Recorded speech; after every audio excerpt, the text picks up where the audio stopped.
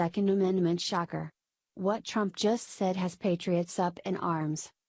President Donald Trump recently recommended a plan to curtail gun violence. However, the measures he wants to take have many Second Amendment supporters furious and on edge. The only question is, should we be? In light of the recent school shooting, Americans of all walks of life demand action. We know steps must be taken to prevent more bloodshed on school campuses.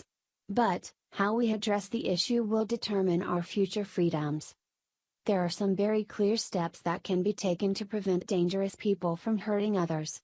We know these steps were shockingly neglected in the lead up to the Parkland shooting.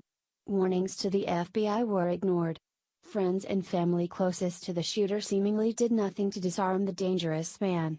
And, police tasked with guarding the school refused to act.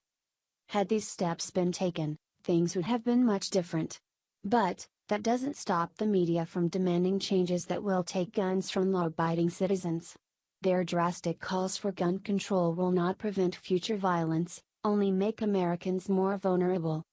The worst part is, it looks like President Donald Trump might be going along with their anti-Second Amendment plans.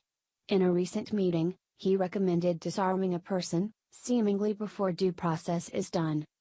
President Trump suggested confiscating guns from individuals first, then going through due process second during a bipartisan meeting with lawmakers Wednesday afternoon. His comments came in response to Vice President Mike Pence's claim that families and local law enforcement ought to have a way to identify potentially dangerous individuals and rid them of firearms and other weapons. The Hill quoted Pence saying, "Allow due process so no one's rights are trampled, but the ability to go to court, obtain an order and then collect not only the firearms but any weapons." Trump responded, "Or, Mike, take the firearms first, and then go to court."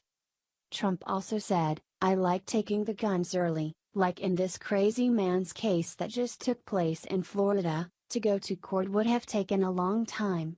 He added, "Take the guns first, go through due process second." Source, Breitbart. Those comments sound a lot like the unhinged, alarmist sentiments voiced by uninformed liberals. They claim that going through the proper channels, upholding our constitutional rights, would take too long. There are shooters in the streets. They cry, "Take everyone's guns." They want us in such a state of fear and panic that they'd bypass our fundamental right to due process. That won't fly in the United States. We are all innocent until proven guilty. Just because someone is worried about a person, doesn't give them the right to disarm them. Law enforcement must go through the courts, in order to ensure that a citizen is not abused. Does that take too long? No. Once the process begins, the threat of violence is diminished. Creating a policy that circumvents the courts sounds a lot like something former President Barack Obama would do. It would create an environment where anyone can rob a neighbor of their guns, based on their fears or grudges. Our society would turn into a witch hunt, where rivals can disarm others, simply on the basis of a hunch. Witch hunts can get pretty nasty, and President Trump ought to know that firsthand.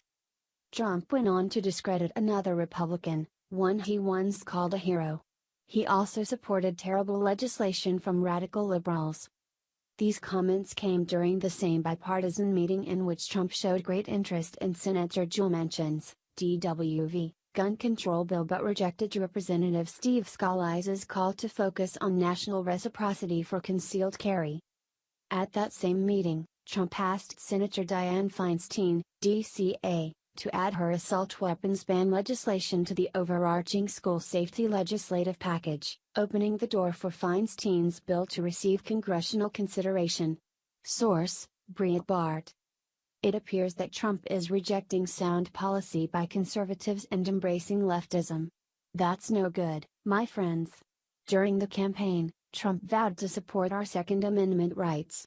Democrats have zero respect for gun-owning Americans. Any legislation they put forward is another step in disarming citizens. It won't be too long before they deny us any access to firearms. A conservative president should know better. So, what's going on? Has Trump caved? Is he now going to betray the millions of people who supported him?